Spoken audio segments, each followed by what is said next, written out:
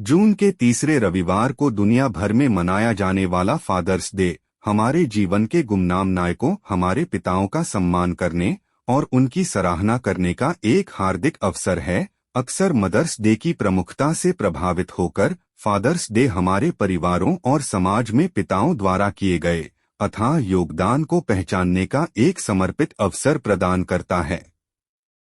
पिता शक्ति, ज्ञान और प्रेम के स्तंभ हैं। वे मार्गदर्शक प्रकाश हैं जो हमारे पथ को रोशन करते हैं, हमें मूल्यवान जीवन के सबक सिखाते हैं और हमारे अंदर ऐसे मूल्यों का संचार करते हैं जो हमारे चरित्र को आकार देते हैं। हमारे पहले कदम से लेकर हमारे महत्वपूर्ण मील के पत्थर तक पिता हमारे साथ खड़े रहते हैं, अटूट समर्थन और प्रोत्साहन देते हैं। समकालीन समय में पिता की भूमिका पारंपरिक अपेक्षाओं से परे विकसित हुई है। आधुनिक पिता पालन पोषण, देखभाल और घरेलू जिम्मेदारियों में समान रूप से शामिल होते हैं, जो दूर के कमाने वाले की रूढ़िवादिता को तोड़ते हैं। वे अपने बच्चों के जीवन में सक्रिय भागीदार होते हैं। अभिभावक शिक्षक बैठकों में भाग लेने से लेकर फुटबॉल खेलों की कोचिंग तक, और उनका प्रभाव गहरा और स्थायी होता है। फादर्स डे सिर्फ जैविक पिताओं के बारे में नहीं है, बल्कि सौतेले पिता, दादा, चाचा और अन्य पिता तुल्य लोगों को भी स्वीकार करता है, जो हमारे जीवन में महत्वपूर्ण भूमिका निभाते हैं। यह उनके बलिदान, प्रेम और समर्पण के लिए अपना आभार व्यक्त करने का दिन है। जब हम इस विशेष दिन को मनाते हैं तो आइए याद रखें कि प्रशंसा व्यक्त करना एक दिन तक सीमित नहीं होना चाहिए। पिता हर दिन हमारे प्यार और मान्यता के हकदार हैं। दयालुता के सरल इशारे, पुष्टि के शब्द और एक साथ गुणवत्तापूर्ण समय बिताना बहुत बड़ा अंतर ला सकता है।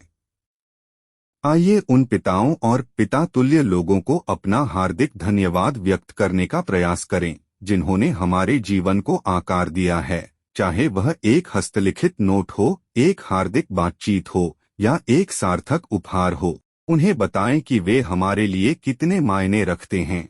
आखिरकार उनका प्यार और मार्गदर्शन ही वह नींव है जिस पर हम अपने सपनों का निर्माण करते हैं।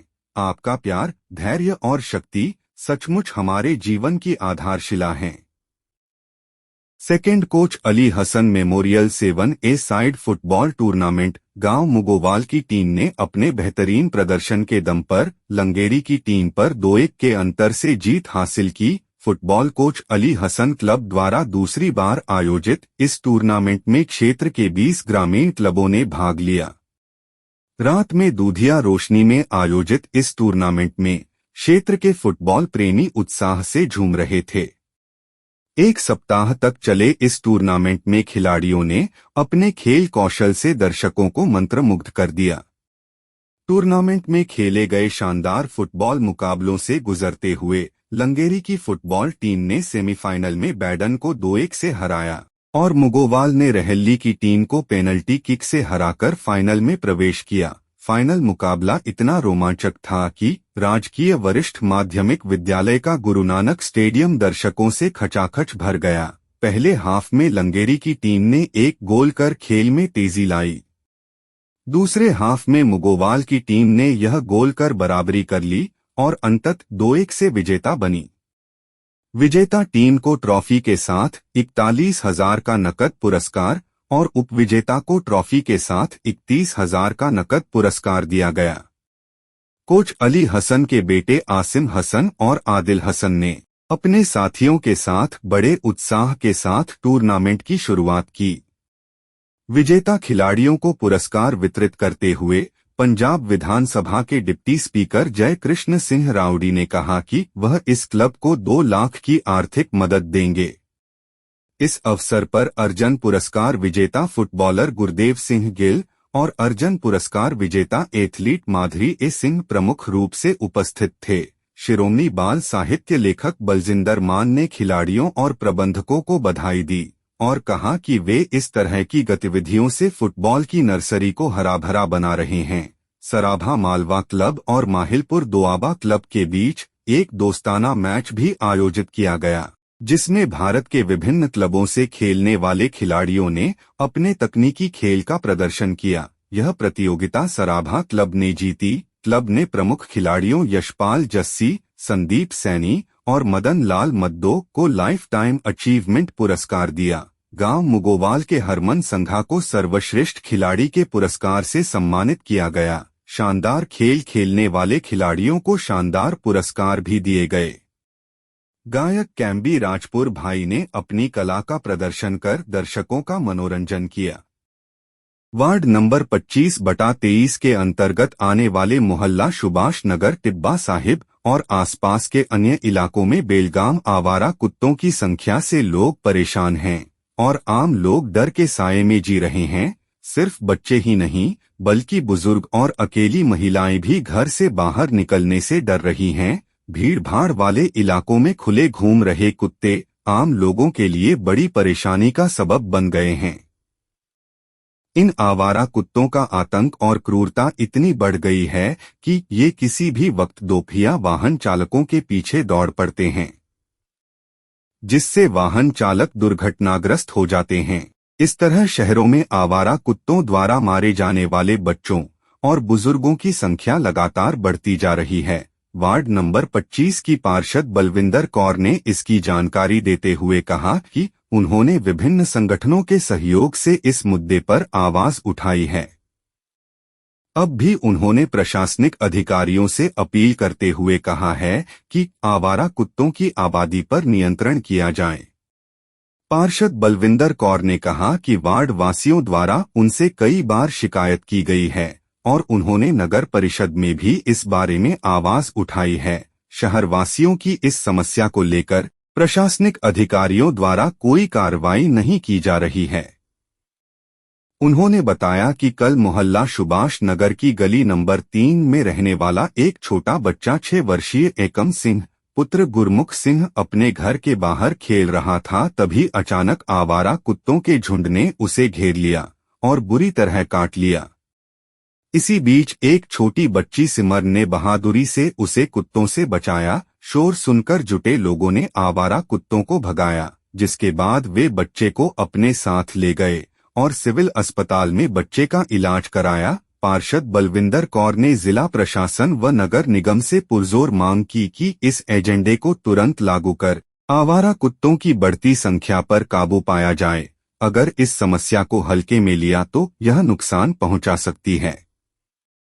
उप मुख्यमंत्री मुकेश अग्निहोत्री ने कहा कि हिमाचल सरकार ऊना जिले के हरोली विधानसभा क्षेत्र में बनने जा रही महत्वाकांक्षी बल्क ड्रग पार्क परियोजना में 1000 करोड़ रुपए का पूंजी निवेश करेगी। परियोजना का कुल खर्च राज्य और केंद्र सरकार द्वारा 50-50% की हिस्सेदारी में वहन किया जाएगा। परियोजना के संचालन का जिम्मा भी हिमाचल सरकार ही देखेगी। उप मुख्यमंत्री ने रविवार को ऊना जिले के बढ़ेड़ा में एक जनसभा में यह जानकारी दी। उन्होंने कहा कि यह परियोजना जिले समेत पूरे प्रदेश के लिए विकास और रोजगार सृजन में मिसाल बनेगी। उन्होंने बताया कि जल्द ही हरोली के पंजुआणा में इस परियोजना के प्रशासनिक खंड का शिलान्यास किया जाएगा। इससे पहले उप मुख्यमंत्री मुकेश अग्निहोत्री ने बढ़ेड़ा स्थित हिमकेप्स नर्सिंग कॉलेज में 40 बिस्तरों की सुविधा वाले मल्टी स्पेशलिटी आयुर्वेदिक अस्पताल का शुभारंभ किया।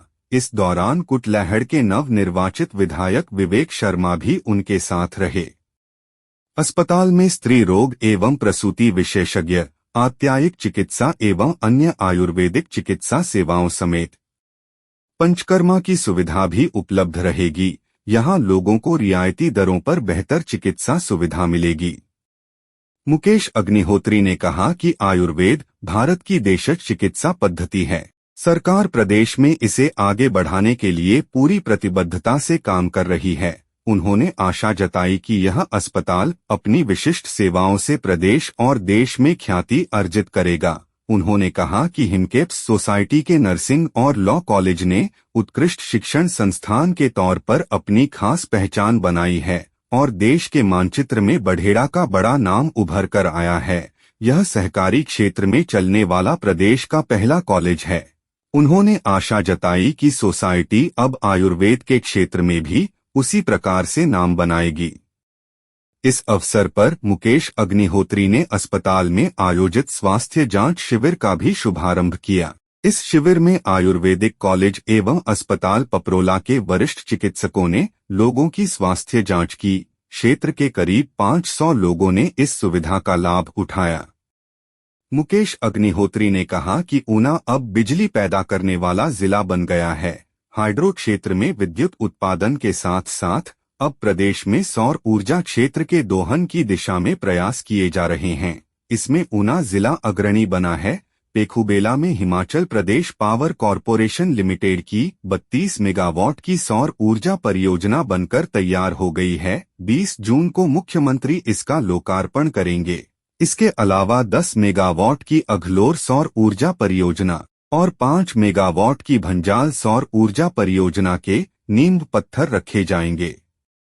रोटरी आई बैंक एवं कॉर्निया ट्रांसप्लांट सोसाइटी की ओर से प्रधान एवं प्रसिद्ध समाज सेवी संजीव अरोड़ा की अध्यक्षता में नेत्रदान संबंधी जागरूकता सेमिनार मोहल्ला दीप नगर में करवाया गया। इससे प्रभावित होकर वहां रहने वाले संतोष रतन, तृप्ता देवी, रेणु पोपली और सुमन देवी ने मृत्यु के बाद आंखें दान करने की शपथ ली। इस मौके पर प्राचार्य संजीव अरोड़ा ने नेत्रदान के बारे में जानकारी देते हुए कहा कि नेत्रदान के बारे में हमारे शास्त्रों में भी व्याख्यान मिलता है। मृत्यु अवश्यंभावी है और हम सभी इस तथ्य से भली भांति परिचित हैं।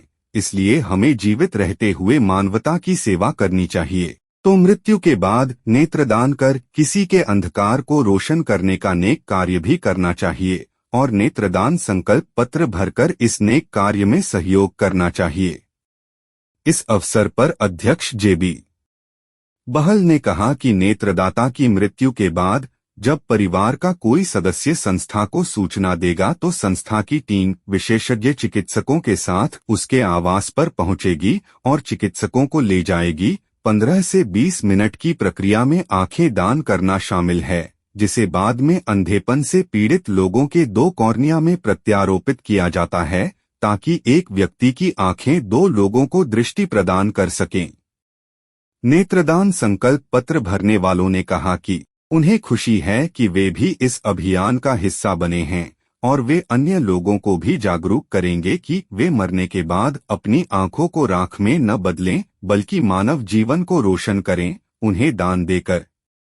भारत की 70% शहरी आबादी मोटापे से ग्रस्त है। मोटापे से पीड़ित लोगों की संख्या के मामले में शीर्ष 10 देशों की इस वैश्विक खतरे की सूची में भारत, अमेरिका और चीन से पीछे है। भारत की 30 करोड़ वयस्क आबादी मोटापे से ग्रस्त है। मोटापा व्यापक टाइप 2 मधुमेह का एक प्रमुख कारण है और आमतौर पर ऑब्स्ट्रक्टिव स्लीप एपनिया, ऑस्टियोआर्थराइटिस, अवसाद, मासिक धर्म की अनियमितता, बांझपन, हर्निया, कैंसर और दिल की विफलता का कारण बनता है। आईवीवाई अस्पताल के वरिष्ठ बेरिएट्रिक और metabolic surgeon doctor Amit Garg ने कहा कि यह आम धारणा है कि मोटापा अमीरों की बीमारी है। दरअसल मोटापा सिर्फ ज्यादा खाने से ही नहीं बल्कि खानपान की गलत आदतें अपनाने से भी होता है। इसलिए मोटापा अमीर और गरीब दोनों को समान रूप से प्रभावित कर सकता है। डॉक्टर अमित गर्ग ने सर्जिकल विकल्पों के बारे में जानकारी देते हुए कहा कि मरीज बेरियाट्रिक सर्जरी करा सकते हैं। गैस्ट्रिक स्लीव गैस्ट्रेक्टोमी में एक स्टेपलर का उपयोग करके पेट का आकार कम किया जाता है, जो भोजन के सेवन को प्रतिबंधित करता है। गैस्ट्रिक बाईपास सर्जरी में पेट की छोटी जेब बनाने के लिए आंतों को स्टेपल करके पेट की क्षमता कम कर दी जाती है। ये ऑपरेशन लैप्रोस्कोपी के माध्यम से किए जाते हैं और कीहोल सर्जरी हैं। तर्कशील भवन बरनाला में 2 दिनों तक चली जमहूर अधिकार सभा पंजाब की 17वीं प्रदेश प्रतिनिधि बैठक के दूसरे दिन प्रोफेसर जगमोहन सिंह को प्रदेश अध्यक्ष और प्रितपाल सिंह को प्रदेश महासचिव चुना गया। इस मौके पर नवनिर्वाचित पदाधिकारियों ने अपनी जिम्मेदारी निभाई, पूरी लगन से कार्य करने का आश्वासन दिया। नरभिंदर द्वारा प्रस्ताव प्रस्तुत किए गए, जिसका प्रतिनिधियों ने हाथ उठाकर अनुमोदन किया। प्रस्तुत प्रस्तावों के माध्यम से केंद्र सरकार द्वारा 1 जुलाई से लेबर कोड लागू करने की घोषणा की निंदा की गई। दिल्ली के उपराज्यपाल द्वारा 2010 के एक भाषण में अरुंधति रॉय और प्रोफेसर शौकत हुसैन पर यूएपीए के तहत मुकदमा चलाने की अनुमति देना औपनिवेशिक आपराधिक कानून में संशोधन के नाम पर भारत सरकार के नए आपराधिक कानून को रोलेट एक्ट 1919 से भी ज्यादा खतरनाक बताया है और इसे वापस लेने की मांग की है। अन्य प्रस्ताव पारित करने के बाद छत्तीसगढ़ और झारखंड के पुलिस अधिकारियों ने बैठक कर शहरी नक्सलियों का इस्तेमाल कर बुद्धिजीवियों के खिलाफ चलाए जा रहे अभियान की निंदा की। फिलिस्तीन की गाजा पट्टी पर इजरायल की बमबारी से फिलिस्तीनियों के विनाश के विरुद्ध भाजपा सरकार द्वारा मणिपुर में एक जनजाति की महिलाओं और बच्चों को विशेष रूप से निशाना बनाना और लोगों को अंतर भाईचारे के युद्ध में धकेलना, अभिव्यक्ति की स्वतंत्रता को प्रतिबंधित करने वाले डिजिटल व्यक्तिगत डेटा संरक्षण बिल को सरकार से वापस लेना, राष्ट्रीय पात्रता एवं प्रवेश परीक्षा नीट साजिश की निंदा, देश भर में अल्पसंख्यकों के खिलाफ गलत प्रचार करने और उनकी संपत्तियों पर बुलडोजर चलाने के लिए सरकार द्वारा उठाए गए फांसीवादी कदमों की निंदा की गई। देश भर में अपनी सजा पूरी कर चुके सभी कैदियों को बिना शर्त रिहा किया जाए। किसान नेता हरनेक महिमा व अन्य किसान मजदूर नेताओं की गिरफ्तारी की निंदा। मानव स्वास्थ्य के लिए हानिकारक फैक्ट्री स्थापित करने के खिलाफ लुधियाना में चल रहे लोगों के संघर्ष का समर्थन करना। बैठक में यूएपीए और अन्य काले कानूनों को रद्द करने, जेल में बंद बुद्धिजीवी, लेखक, वकील, कार्यकर्ता, पत्रकार और छात्र नेता उमर खालिद की रिहाई की मांग की गई। इस अवसर पर प्रोफेसर परमिंदर सिंह को उपाध्यक्ष, तरसेम धुरी को वित्त सचिव, नरभिंदर को संगठनात्मक सचिव, अमरजीत शास्त्री को प्रेस सचिव, एडवोकेट एन.के. जीत को प्रकाशन प्रभारी, जसवंत जिरख को सदस्य सीडीआरओ और डॉक्टर अजीत पाल को कार्यालय सचिव चुना गया। नवनिर्वाचित पदाधिकारियों ने अपनी जिम्मेदारी पूरी मेहनत से निभाने का आश्वासन दिया। अंतर्राष्ट्रीय साइकिल चालक और नगर निगम होशियारपुर स्वच्छ भारत मिशन के ब्रांड एम्बेसडर बलराज सिंह चौहान को कनाडा के ब्रैम्पटन पहुंचने पर सम्मानित किया गया। गोल्डन स्टार मॉर्टगेज और स्काई मैक्स रियल्टी के प्रमुख ब्रोकर मलकीत सिंह वड़ैच ने कहा कि साइकिल चालक बलराज सिंह चौहान ने अपनी कड़ी मेहनत और दृढ़ संकल्प से यह मुकाम हासिल कर होशियारपुर का नाम रोशन किया है। उन्होंने कहा कि 1 लाख किलोमीटर साइकिल चलाकर इंडिया बुक ऑफ रिकॉर्ड्स में अपना नाम दर्ज कराने वाले बलराज सिंह चौहान अब तक 1,50,000 किलोमीटर से ज्यादा साइकिल चला चुके हैं और युवाओं के लिए एक मिसाल बन गए हैं।